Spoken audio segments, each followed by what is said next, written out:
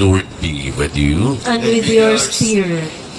A reading from the Holy Gospel according to Saint Mark. Glory to you, O Lord. After John had been arrested, Jesus came to Galilee. Doing? You were saying repent.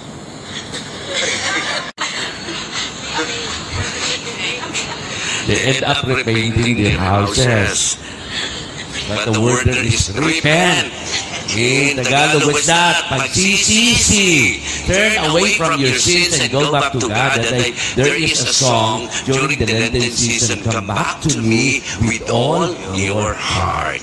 That is the calling. The kingdom of God is at hand. Therefore, repent all your sins and come back to God. Okay, so you will not end up going home and then started repainting your house, right? So, Arius, this is what Arius was doing during the time. Because the Arian theology declined accepting this theory that Jesus is God. But they believed that Jesus was just a man. And that is why we fulfill the creation there that there is no distinction between a presbyter and the ordinary people. And so, they allowed their priests to get married also, and allowed the ordination of women priests. For Catholic up to now, the theology is not yet accepted. So the debate is still in process because of the Pauline, St. Paul letters that let those who can do extra and sacrifice for themselves, to dedicate themselves to God and for God alone, to shepherd the people. So that the Catholic priests are not allowed to have a family of his own, because in the ordination rite, the priest has to stretch out his hand and then prostrate, which means that he is married to the church, the people that he is serving with. So that we have a big family in you. So our family, that's why we are called patres, because the children are supposed to be, that we are to shepherd, are the people in the church who needs us also. That's why even if we are younger and you are already there, at 90, we'd still call us Father, because we are supposed to be the Father, the shepherds of the people we are shepherding with. And that's why when Arius rejects the Trinitarian formula, which reduces Jesus to only a human being, but Catholic believe that Jesus is God and man. And that is what we profess. That's why the council, you have now the Council of Trent. I believe in the longer form of the profession of faith. There was a shorter, that is the Vatican Council formulation of the profession of faith. But we have to go back to the Council of Trent in the profession of faith, so that it would be clarified there that the Holy Spirit is begotten, not made. Jesus is begotten of the Father, not made. Because this is what Arius said, that Jesus is just made. No, he was just created by God, and he is not God.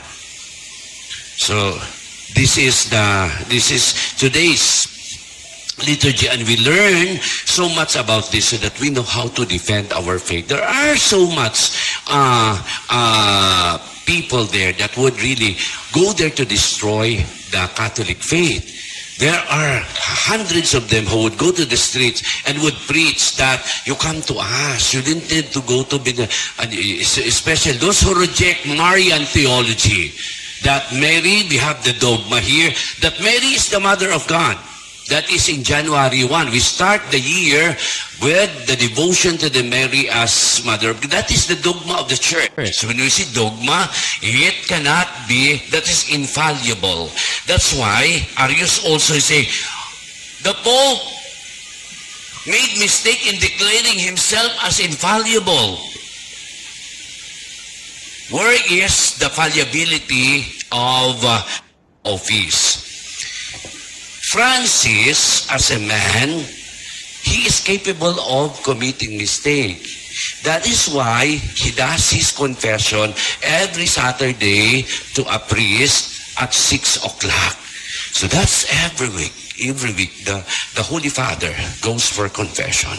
But when he goes there as a pontiff and as a pope, that is the infallibility. That the declaration could not be made mistake. So it has gone through the process of theological examination, of theological review and all that. It takes decades and even hundreds of years to be able to declare the dogma, but Mary is the mother of God, because Jesus is God, and therefore Mary, as his mother, is the mother also of God. The Immaculate Conception, for example, and that is why when that church, when the Pope declares a dogma, he is infallible when it comes to matters such as that, when he is in there already. And that's why the celebration of the Mass is infallible in its nature, because of the metaphysical content which says consubstantial. That's why there is that in the profession, consubstantial by the Father. The bread and then the wine that we take is the real body and blood of Christ. And that is the declaration of the church, which is made infallible because of the transubstantiation. By the power of the presbyter that is ordained by the power of God, the bread and then the wine is transformed into the real body of Christ through the theological process called substantiation. The substance is changed. The appearance might be the same, but the substance changes already. It is transformed into the body and blood of Christ. And we have miracles to support that. The miracles at Lanciano and so many other places where the bread really turns into the flesh of Christ. The latest one was that Korean woman receiving the body of Christ, that he had a hard time swallowing it because it turned to be the body of Christ. No? Blood was, running down her mouth. In that, if you have the chance also to go for pilgrimage, you will see that one in Lanciano, that the bread there, which is preserved for already hundreds of years, when you look at that, it liquefies. And then after some time, it solidifies again. And that's the miracle, that the bread turn. When you have that, you Google that one, where is the miracle? And what sort of miracle is it? And that is the reason why we have this power of the Eucharist, that when we receive, we are cleansed. We have to believe in that. That's why when we go for communion, we strike our breast. That is the beginning of the Mass, no? Mea culpa, mea culpa, mea maxima culpa. Lord, have mercy. Lord, have mercy. Lord, have mercy. For I have sinned. And then, when we go and receive the body, we say, Lord, I am not worthy to receive you, to welcome you into my body, under my roof, but only say the words, shall be healed, which means there is that healing power that once you receive the body of Christ, graces are there that sometimes we just don't recognize it. No, the feeling that you cannot explain that after going to the church when you go, oh, your mind is lightened, your heart is lightened already. That is the power of the Holy Eucharist. When you come to the church and then you are angry, then after that your anger has paved ways already, which means there is a grace by receiving the communion of God. It made us clean. No? We are not worthy. I'm not worthy. That's why you say a word and I shall be healed. That's why with the person afflicted with leprosy, he shouted to Jesus, if you like, if you will it, you can make me clean.